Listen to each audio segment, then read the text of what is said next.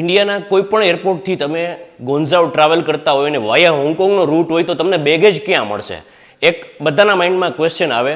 Baggage તમે વાયા ફેરી, મતલબ ફેરીની તમારી પાસે ટિકિટ હશે તો હોંગકોંગ એરપોર્ટ પરથી તમારે જ્યાં જઈ અને તમારો પાસપોર્ટ, બેગેજનું ટેગ અને જે તમે પ્રી પરચેસ ટિકિટ લીધેલી હોય ફેરીની તો એ પ્રેઝન્ટ કરવાનું રહેશે. આઈધર નો લીધેલી હોય તો તમે એક્ઝેક્ટ પ્લેનની બહાર નીકળતા 2 મિનિટના વોકિંગ ડિસ્ટન્સે તમને ફેરી ટર્મિનલ આવશે, ત્યાં તમારે જવાનું. હોંગકોંગ ડોલરની અંદર એની 430 હોંગકોંગ ડોલર જેટલી પ્રાઇસ છે એપ્રોક્સિમેટલી.